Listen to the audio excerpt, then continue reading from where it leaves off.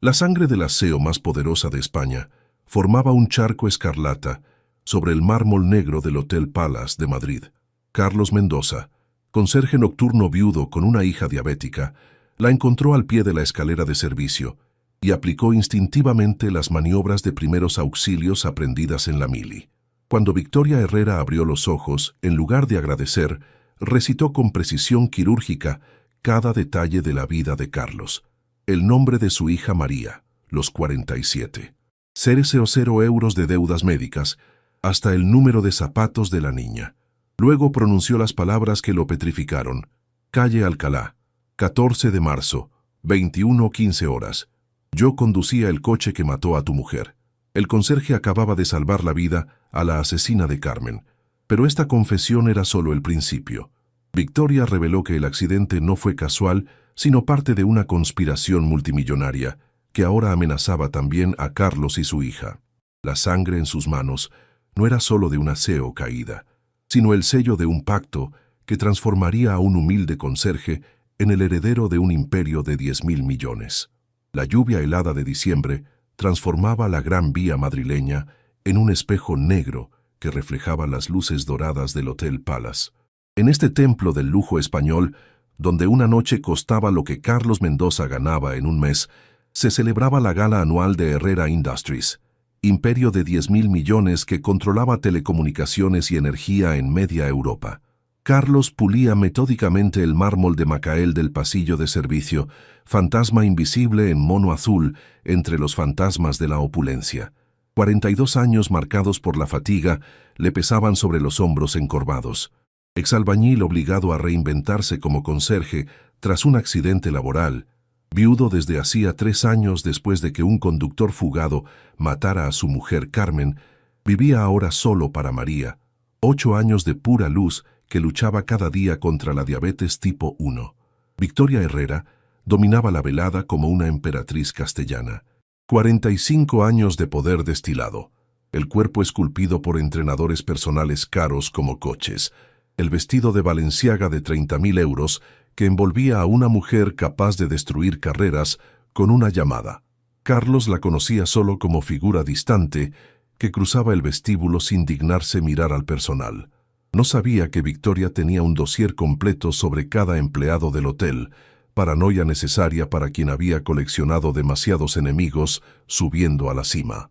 El destino mostró su humor cruel a las 23:47. Victoria, tras demasiado champán por el estrés de una ópera hostil, eligió la escalera de servicio para evitar a los periodistas. Los tacones de Manolo Blahnik resbalaron en el mármol aún húmedo del paso de Carlos. La caída fue espectacular. 15 escalones que la golpearon como martillos, el cráneo que se partió contra el último peldaño con un sonido que perseguiría a Carlos para siempre. El instinto prevaleció sobre el pensamiento. Carlos abandonó cubo y fregona, las manos encontrando automáticamente los puntos de presión sobre la herida, como el ejército le había enseñado 20 años antes. Usó la chaqueta del mono como compresa mientras llamaba al 112 con la otra mano. La sangre se filtraba igualmente, caliente y abundante, tiñendo todo de rojo violento. Mantuvo la presión hablando a Victoria inconsciente, recordando que los traumatizados craneales deben mantenerse alerta. Le contó tonterías sobre María quemando los huevos esa mañana, sobre el gato callejero que alimentaban a escondidas, cualquier cosa para mantener un hilo de conexión con esa vida que sentía escaparse. La ambulancia tardó 7 minutos que parecieron 7 horas. Los sanitarios tomaron el control con eficiencia profesional, estabilizando a Victoria para el traslado. Fue mientras la subían cuando ella abrió los ojos, la mirada vagando confusa antes de fijarse en Carlos aún cubierto de su sangre. Las palabras que salieron de su boca no fueron de gratitud, sino una letanía precisa de información que ningún extraño debería poseer. Nombre completo, historial laboral, la enfermedad de María con detalles médicos específicos, el monto exacto de las deudas hasta el último céntimo. Carlos sintió el mundo inclinarse bajo sus pies. La última frase, susurrada mientras los sanitarios se la llevaban, fue el golpe final. La dirección exacta, la fecha, la hora, el modelo del coche, el accidente de Carmen. Victoria había estado al volante. La sangre en las manos de Carlos se volvió súbitamente pesada como plomo fundido. Acababa de arrancar de la muerte a la asesina de su mujer. El Hospital La Paz, a las 3 de la madrugada, era un purgatorio de neón y desinfectante, donde el tiempo parecía cristalizado en un eterno presente de espera y angustia. Carlos permanecía petrificado en el pasillo de cuidados intensivos, las manos aún manchadas con la sangre de Victoria, que se negaba obstinadamente a lavar, como si esas manchas fueran la única prueba tangible de que no estaba enloqueciendo. María dormía acurrucada en la silla junto a él, el pequeño cuerpo retorcido en una posición imposible que solo los niños encuentran cómoda. La vecina, doña Pilar, la había traído cuando Carlos llamó diciendo que había una emergencia en el hotel. La niña abrazaba su oso gastado, el señor Miel, ignorante de que a pocos metros tras esas puertas blindadas, los cirujanos más caros de Madrid luchaban por salvar la vida de la mujer que había convertido a su madre en un fantasma y a su padre en un cascarón vacío que fingía estar entero. 4 horas de intervención neuroquirúrgica por un traumatismo craneal grave con hemorragia subaracnoidea masiva. Los médicos habían sido brutalmente honestos. Sin la intervención inmediata de Carlos, sin esa presión mantenida con precisión militar sobre la herida, Victoria Herrera habría muerto desangrada en 3 minutos. La ironía de esta información era ácida como bilis en la garganta de Carlos. Roberto Castel se materializó de la nada a las primeras luces del alba gris que filtraba por las ventanas sucias del hospital. El brazo derecho de Victoria tenía el rostro afilado de un tiburón acostumbrado a nadar en aguas turbias, el cuerpo atlético oculto en un traje de Adolfo Domínguez de 10.000 euros. Se sentó sin invitación y comenzó a hablar en voz baja, con la cadencia hipnótica de quien cuenta fábulas oscuras. La historia que narró era una obra maestra del horror corporativo. 3 años antes, Victoria conducía su Maserati hacia un polígono industrial abandonado en las afueras de Madrid. Un informante del Ministerio de Economía había prometido entregarle documentos que probaban una conspiración para destruir Herrera Industries mediante falsas acusaciones de evasión fiscal. Su principal rival, Alejandro Ruiz de Titan Corp, había comprado a media Madrid para orquestar su caída. 3 coches negros sin matrícula la seguían desde que salió de la oficina. Victoria intentó despistarlo zigzagueando por los barrios residenciales, usando cada truco aprendido en cursos de conducción evasiva. Giró en la calle Alcalá, pensando cortar por calles secundarias. Carmen salía del turno de noche en el Hospital Ramón y Cajal en ese preciso momento, cansada tras 12 horas en la UCI, pensando solo en volver con su marido y su hija. El impacto fue inevitable, violento, definitivo. Victoria vio el cuerpo volar, escuchó el sonido terrible, pero detenerse significaba ser capturada o asesinada. Los documentos valían miles de millones. Carmen valía una vida. Victoria huyó dejando a Carmen morir en el asfalto mojado. El informante apareció muerto al día siguiente. Suicidio aparente con 2 balas en la nuca. Las pruebas desaparecieron, pero Victoria nunca olvidó el rostro de Carmen en el instante antes del impacto. Había investigado, descubriendo todo sobre Carmen Mendoza, la enfermera dedicada, la esposa amorosa, la madre que se levantaba a las 4 para preparar la insulina de María. Descubrió a Carlos, el albañil convertido en conserje. Creó un fondo fiduciario anónimo para pagar las medicinas de María. El hospital recibía transferencias mensuales de una fundación benéfica suiza. La culpa había corroído a Victoria como ácido.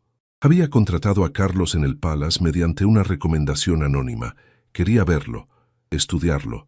Lo observaba por las cámaras de seguridad mientras pulía los suelos, mientras hablaba por teléfono con María, mientras comía solo su bocadillo de mortadela en el cuarto de las escobas. El silencio que siguió a la confesión fue denso como alquitrán. Carlos procesaba la información mientras María dormía ajena al hecho de que estaba a metros de la asesina de su madre. Todo era mentira y verdad simultáneamente. Victoria no era solo una asesina, sino también una víctima.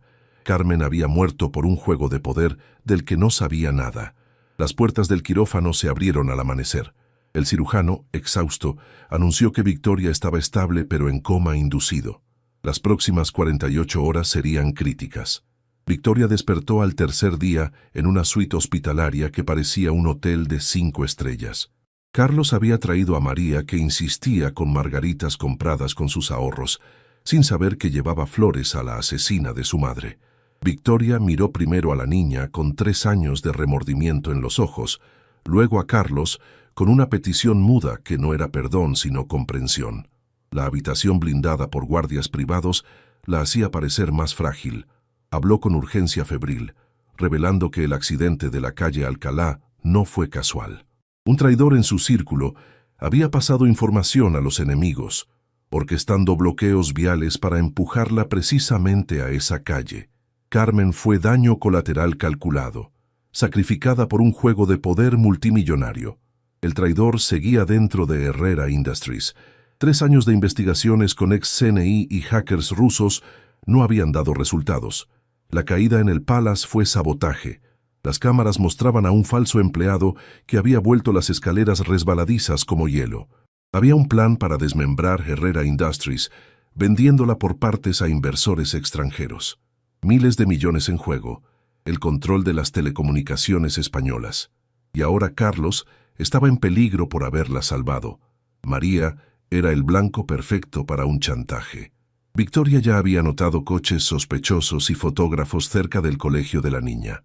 La propuesta de Victoria llegó una noche de lluvia. Carlos se convertiría en su asistente personal. Un conserje ascendido parecería agradecimiento excéntrico. Nadie sospecharía. A cambio, cobertura total de los gastos médicos de María y protección. Era chantaje emocional, pero también la única posibilidad de supervivencia. La Torre Herrera en el Paseo de la Castellana dominaba Madrid como un monolito negro. La oficina del último piso era grande como 3 pisos. El entrenamiento fue intenso. Protocolos, nombres, balances falsificados, patrones de insider trading. Por las noches volvía con María fingiendo que era solo un ascenso. El traidor se reveló con arrogancia. Andrés Lucena, director financiero de 10 años. ¿Te está gustando esta historia? Deja un like y suscríbete al canal. Ahora, continuamos con el vídeo. Casi un hermano para Victoria. Carlos lo identificó, observando que nunca se sorprendía por los cambios de planes. Recibía llamadas 3 minutos después de cada reunión reservada. Tenía un tic cuando mentía. La prueba vino de María.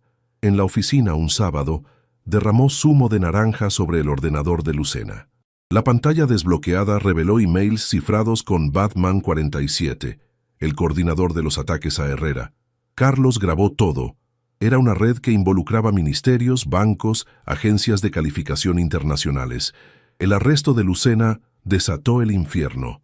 Antes de ser arrastrado, siseó que no estaba solo, que otros vendrían por Carlos y María. No eran amenazas vacías. Siguieron semanas de terror controlado. Coches negros siguiendo a Carlos, fotógrafos en el colegio de María, llamadas mudas a las 3:33 cada noche. Victoria reaccionó trasladándolos a un piso franco, rodeándolos de exmilitares israelíes y rusos, inscribiendo a María bajo identidad falsa. La niña pensaba que era un juego. Las confesiones de Lucena revelaron un plan para desmembrar la industria española, vendiéndola al extranjero. El golpe final llegó bajo la lluvia. El coche de escolta desapareció, el teléfono murió, el conductor desvió hacia una nave abandonada. 3 profesionales del este lo esperaban. Querían que Carlos convenciera a Victoria de ceder la empresa, o María sería secuestrada. 20 años de obras y servicio militar explotaron. Carlos fingió colaboración, luego atacó usando el teléfono como porra. La pelea fue brutal. 2 costillas rotas, 20 puntos en la frente, pero la desesperación paterna ganó. Huyó bajo la lluvia hasta una gasolinera. Victoria llegó con un equipo táctico. Las cámaras habían grabado suficiente para comenzar la caza. 6 meses después de aquella noche en el Palace que había cambiado el curso de demasiadas vidas, el mundo era irreconocible en su nueva configuración de poder y justicia. La investigación desencadenada por las revelaciones había decapitado la corrupción española con la precisión de una guillotina digital. 2 ministros forzados a dimitir en directo televisivo. 17 ejecutivos arrestados en operaciones coordinadas al amanecer. 3.000 millones de euros en bienes incautados y congelados desde Andorra hasta Gibraltar. Victoria se había convertido en una heroína nacional a su pesar, el rostro del aseo que arriesgó todo para exponer la podredumbre. Carlos permaneció deliberadamente en la sombra, oficialmente solo un asistente afortunado. Los periódicos apenas lo mencionaban. Una nota al pie en la historia mayor. Los verdaderos cambios eran los que ningún periódico contaría. Victoria había creado la Fundación Carmen Mendoza con una dotación inicial de 50 millones, dinero sustraído de sus bonos no cobrados. La fundación proporcionaba asistencia médica completamente gratuita a las familias del personal sanitario.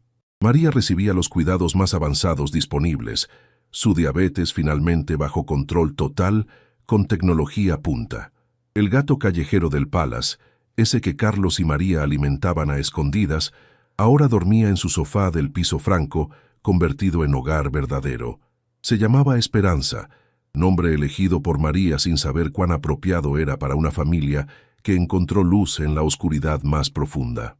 El momento de la verdad última llegó una tarde soleada en el jardín del Hospital Niño Jesús.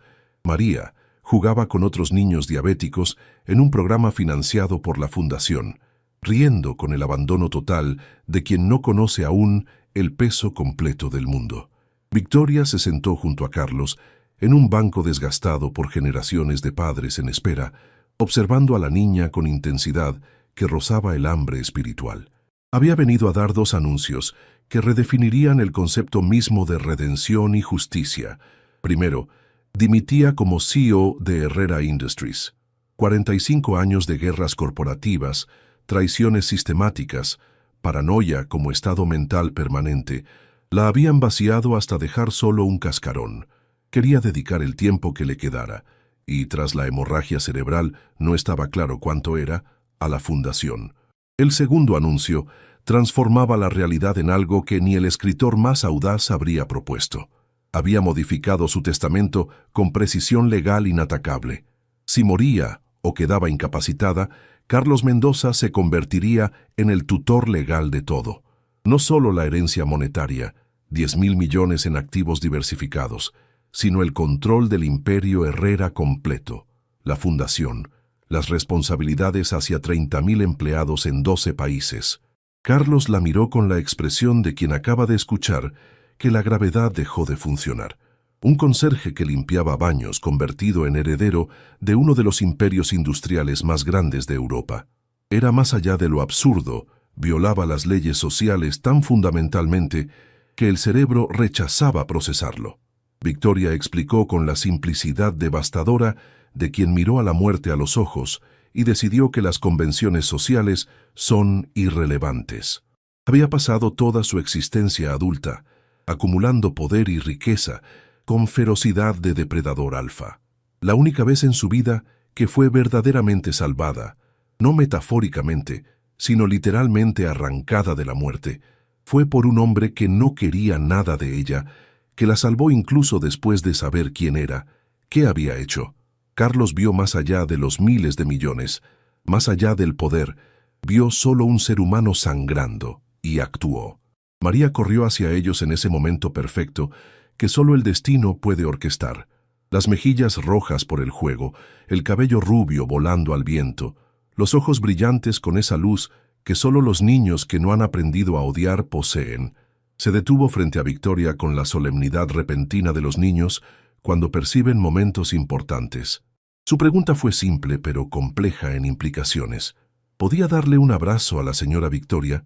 Papá siempre decía que los había ayudado mucho, que era buena persona, aunque pareciera siempre triste. Victoria miró a Carlos buscando un permiso que iba más allá del simple contacto físico. Era el permiso de tocar la vida que había roto, de abrazar el futuro que casi había cancelado. Carlos asintió. Un solo movimiento de cabeza que contenía perdón, aceptación y algo parecido a la gracia.